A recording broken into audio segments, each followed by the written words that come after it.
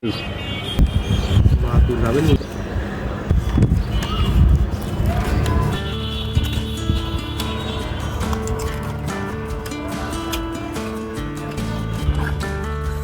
আমটা পাকার দিকে আর মনে হয় 2 দিন দিলে আম পেকে যায়। তো তাও আমি পেরে নিয়ে আইছি।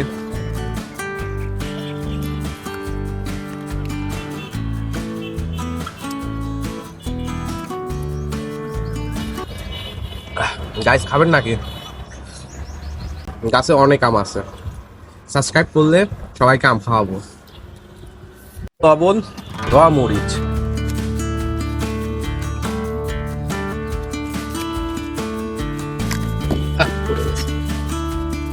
ধোয়া মরিচ,